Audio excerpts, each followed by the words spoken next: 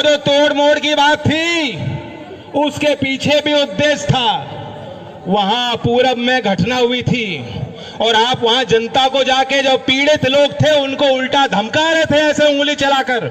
इसलिए मैंने उस आवेश में आकर, यहाँ पश्चिमी उत्तर प्रदेश की धरती है, यहाँ के लोग बहुत सहन कर लेंगे लेकिन अन्याय सहन नहीं कर सकते, उस बात को याद, इसीलिए मैंने वो बात कही थी उंगली तोड़ने की। लेकिन बाबा जी, योगी जी ने तो बात ऐसी ले ली, उन्होंने उंगली नहीं ना जाने क्या क्या तोड़ने की रणनीति वहां बना रखी थी, साजिश रची हुई थी, एक सुनियोजित साजिश थी। लेकिन मुख्यमंत्री जी, बाबा जी, योगी जी, बहुत नाम है आपके, मैं आपको कह देना चाहता हूं, आपने कोशिश अपनी कर ली, आपने पूरी कोशिश कर ली, लेकिन ये जो लोग हैं, ये मेरे घर के लोग हैं, ये मेरे घर के परिवार के बड़े हैं, ये मेरा खून है, खून, और ये मेरा बाल बाका भी नहीं होने देंगे।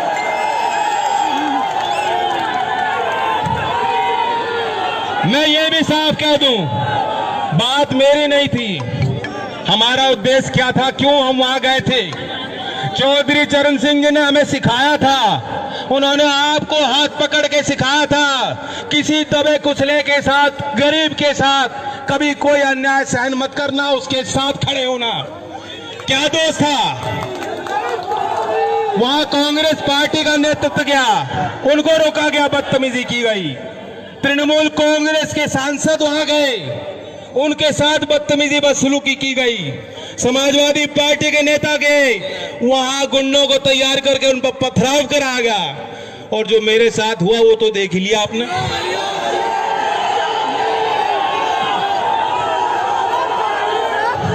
बड़े लोग जानते हैं, यहाँ टोपी वाले पगड़ी वाले लोग बैठे हैं, आप मुझसे ज्यादा अनुभवी हो, आप एक चीज जानते हो, इंसान की नस्ल की पहचान आप कर लेते हो। बात यह है, आदमी वो होता है जिस वातावरण में वो बड़ा होता है, जो जिस बच्चे को घर में प्यार मिलता है, संस्कार मिलते हैं, बड़ा होके भी अच्छा नागरिक वो आदमी बनता है।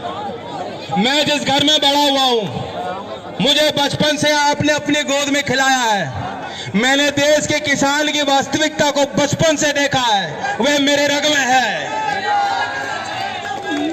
बुआ जी को आपने करीब से देखा, सरोज बुआ जी आपको याद होंगी, ज्ञान बुआ जी आपको याद होंगी, आपको दादी जी याद होंगी, जब चौधरी साहब डांट के भेज दिया करते थे, दादी जी आपको बुला के पुचकारा करती थी, याद है कि भूल गए? मेरी बहनें हैं, मेरे घर में 2 बेटियां हैं, मेरे अंदर खून नहीं, अगर इस प्रदेश और देश की किसी बहन किसी बेटी के साथ दुराचार हो और मैं वहां ना जाऊं, ये इंसानियत है, हमें ये इंसानियत जिंदा रखनी है। क्या गुनाह किया था? हम विपक्ष में है, ये हमारा गुनाह है?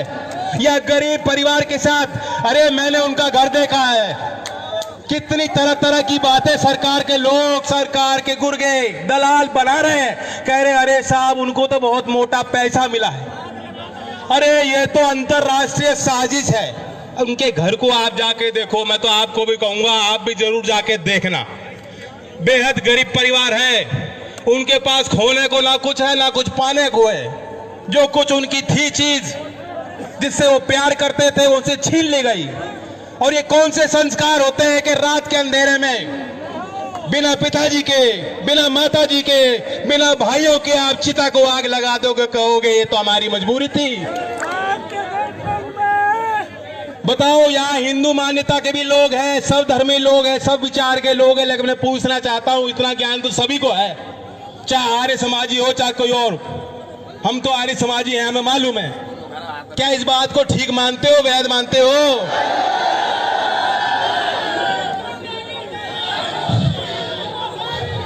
आप आज लखनऊ जाके देख लो, आप अपनी शिकायत लेके जाओगे, कोई गरीब आदमी प्रदेश का जाएगा, कोई विकास की बात करने जाएगा, मुख्यमंत्री आपसे नहीं मिलेंगे। आपको बताया जाएगा वो पूजा पाठ कर रहे हैं।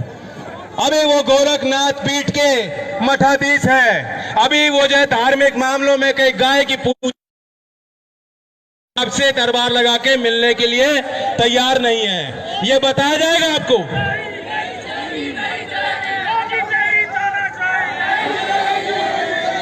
और वह आदमी जिसको धर्म का इतना ज्ञान हो, जिन्होंने वेद पढ़े हो, उन्हें ये नहीं मालूम कि रात के अंधेरे में चिता को आग लगाना कितना बड़ा पाप है। योगी जी को सारा मालूम है। ये सब इसलिए किया गया, रफा दफा किया गया, क्योंकि वह चाहते हैं कि दबाया जा। वे नहीं चाहते, सच्चाई पे पर्दा डालना चाहते हैं, और कोई कारण नहीं है। आपको मालूम है, आंकड़ों को देखो, आंकड़े। चौधरी साहब आपको सभा में बुला के देश की अर्थव्यवस्था, देश के तकनीकी पहलुओं पर आंकड़े दिया करते थे। इसलिए मैं आपको आंकड़े रखना चाह रहा हूं, इनके झूठ पे मत जाओ। ये इन्हीं के आंकड़े हैं। केंद्रीय गृह मंत्रालय ने अभी जो सूची दी है, अभी जो उन्होंने प्रतिवेदन दिया है, उसमें उन्होंने दर्ज किया है वर्ष 2019 में पूरे देश के सभी राज्यों में सबसे ज्यादा महिलाओं के विरुद्ध अपराध कहीं हुआ है, वो उत्तर प्रदेश में है। 59,853 मुकदमे दर्ज हैं। एक वर्ष 2019 में 3,065 रेप के मुकदमे दर्ज हैं। इनसे मुंह छुपाया नहीं जा सकता। अब सवाल ये है, अब जब ये मैं आंकड़े कहूंगा तो कोई भारतीय जनता पार्टी का कह देगा भाई ये तो हम क्या करें, ये तो संस्कार की बात है, ये तो संस्कार सुधारो, ये तो समाज को देखना है। यही तो कह रहे हैं, आपने देखा, यही कह रहे हैं ना कि समाज की बात है। हाँ, समाज की बात है। इसमें कानून का पालन भी होना चाहिए, इसमें पुलिस बल को हमें मजबूत भी करना चाहिए, उन्हें मुस्तैद भी होना होगा, समाज की भी बात। लेकिन मैं आपको बताऊं, माया त्यागी कांड याद है कि नहीं? लोगों के अंदर वहां उस समय विशेष चेतना जगाने का काम चौधरी चरण सिंह जी ने किया था, और लाखों लोग तब जेल गए थे। और कांड क्या था? कांड यही था जो इस लड़की के साथ हुआ, जो गरीब लड़की के साथ आज हो रहा है। और अगर हम लोगों को वहां जाने से रोका जाएगा, अगर हम लोग समाज में चर्चा ही नहीं कर पाएंगे, तो कभी जो है उस तरह का व्यापी आंदोलन खड़ा ना हो पाए। ये उनकी मंशा है। योगी जी को रेप से दिक्कत नहीं है, रेप की चर्चा ना करो, ये आंकड़े दबा के रखो। योगी जी को रेप करने वाले से दिक्कत नहीं है, उनको साथ रखते हैं, उनको मंचों पे सुशोभित करते हैं। आपने देखा, भूलना मत, जो एक विधायक सेंगर था, पूरी सरकार जुटी थी उसे बचाने में, उनसे दिक्कत नहीं है। लेकिन अगर कोई कहेगा कि गलत हो रहा है, अन्याय हो रहा है, रेप क्यों हो रहे हैं, उसकी आवाज को दबाने का प्रयास योगी जी और पूरी इनकी सरकार और इनके दलाल करेंगे। यह है सुशासन। क्या ऐसी सरकार की रचना आप लोगों ने की थी? मैं अपने भाइयों से कह दूं, बहुत मार पड़ ली, बहुत मार पड़ ली, और तरीके से पड़ रही है। किसान बेहद दुखी है। गन्ने की बड़ी फसल यहाँ होती है, पैदावार होती है। आपको मालूम है, चौधरी अजीत सिंह जी ने सारी जितनी मिल है चौधरी साहब ने लगाई, और किसी ने नहीं लगाई। अब 6 साल हो गए मोदी जी को, और 3.5 साल हो गए योगी जी को। एक मिल छोड़ो, एक कोलू भी लगा हो, कोलू भी लगा तो बता दो। और वादे कितने किए थे, हांगकांग बना देंगे, पेरिस बना देंगे, लंदन बना देंगे, चीन हमारी तरफ देखेगा नहीं, पाकिस्तान का इलाज कर देंगे, सारी बात कही थी। इन्होंने कहा था स्वामीनाथन आयोग की रिपोर्ट को पहला हम निर्णय लेंगे, फैसला लेंगे, किसान के पक्ष में लेंगे, रिपोर्ट को लागू करेंगे। आज भी दावा करते हैं कि हमने एमएसपी का 50% मुनाफा किसान को दे दिया, बांट दिया किसानों। किसान की आय दुगनी होने जा रही है, दुगनी होने जा रही है। क्या 29 सितंबर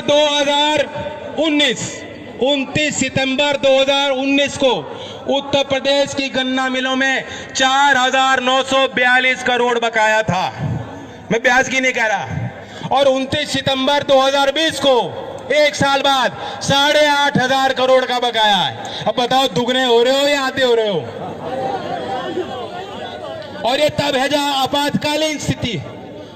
मोदी जी कह रहे हैं, मोदी जी कि हमने आत्मनिर्भर पैकेज दे दिया, पता नहीं 10 लाख करोड़ 20 लाख करोड़ कितने पैसे बांटे, और आपके बट में कितने आए हो बता दो। और पूरा का पूरा गन्ना भुगतान भी अगर उसमें जोड़ लेते और एक कलम को चढ़ा करके ये सारे 8,000 करोड़ किसानों के खातों में सीधा आपको पहुंचा देते, तो हम लोग भी यहां ताली बजाते कि मोदी जी आपने किसानों की रखवाली की। लेकिन ऐसा इनसे किया नहीं गया, उल्टा वार किया। हमारे पंजाब के अगर कोई साथी हो, हरियाणा के कुछ साथी हो, मैं चाहता हूं उनके लिए आप विशेष ताली बजाओ कि वहां के किसान जिस तरीके से संगठित होकर लड़ रहे हैं, बहुत कुछ हमें उनसे सीखना है। और हमारे भाई 3 नए कानून लाए, नए कानून।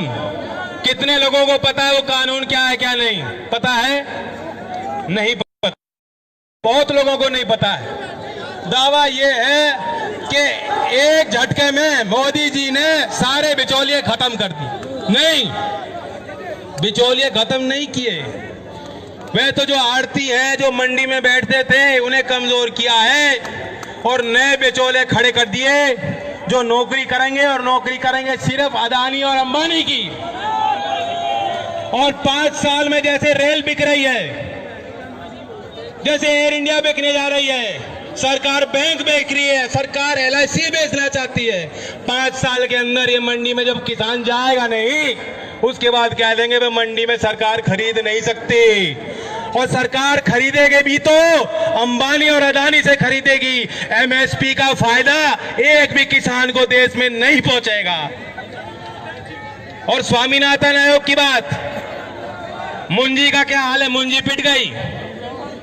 अगर C2 + 50% का फॉर्मूला इन्होंने लगाया होता, लागू किया होता, आपको 630 रुपए अतिरिक्त MSP में मिल गए होते। आपको गेहूं के MSP में 225 रुपए प्रति क्विंटल अतिरिक्त सरकार द्वारा घोषित दाम होता। इन्होंने दिया नहीं, इन्होंने दिया नहीं। वो तो यही काम कर रहे हैं जैसे हमारा माइक कर रहा है।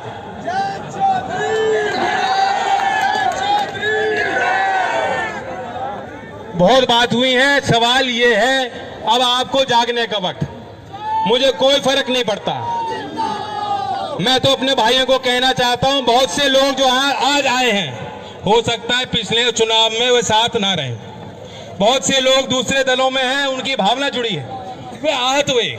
मुझे कर्नाटक, ओडिशा, विभिन्न राजनीतिक दलों के नेताओं और कार्यकर्ताओं के लगातार संपर्क हो रहे हैं, फोन हो रहे हैं, कह रहे हैं गलत हुआ जयंत, ये बहुत गलत परंपरा हो गई, आज तक कभी ऐसा हुआ नहीं। मैं अपने भाइयों को कहना चाहता हूं, मैं आपकी तरफ हाथ बढ़ा के कहना चाहता हूं, अपने घर लौट लो, यहां आपका सम्मान होगा।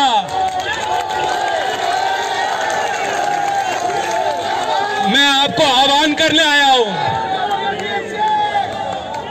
अभी कोई वोट का मसला नहीं है, अभी कोई वोट का मसला नहीं है, लेकिन अपने भाई की, अपने खून की पुकार सुन लो और अपने संगठन को मजबूत करो। और ये भाई आपको वादा करता है, ये भाई आपको वादा करता है, मैंने 2 लठ खाए हैं, मैंने सिर्फ 2 मात्र लठ खाए हैं, लेकिन अगर आपके हित के लिए 100 लठ भी खाने पड़े, मैं खाने को तैयार हूं। लेकिन आप देख लो, चौधरी चरण सिंह जी का मंत्र याद रखो, एक आंख लखनऊ और दिल्ली के कुर्सी पे रखो। हम आंदोलन करने निकलेंगे, निरंतर आंदोलन करेंगे, लोगों को जगाने का काम करेंगे।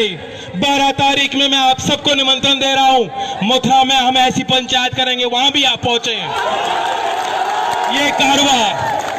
ये कारवां रुकने वाला नहीं है, लेकिन ये तो सामाजिक आंदोलन है, ये किसानों का आंदोलन है, इसे राजनीतिक आंदोलन करना है तो जिस तरह आपके भाई को लाठी मारी, ये लाठी ईवीएम पे मार के और वोट देके वोट का हिसाब लेके भारतीय जनता पार्टी को इनकी सत्ता से बाहर करके योगी जी की आंखें खोलने का काम करेंगे। धन्यवाद। जय हिंद, जय भारत। हमारे चैनल समाधान 24 को सब्सक्राइब करें, लाइक और शेयर करें।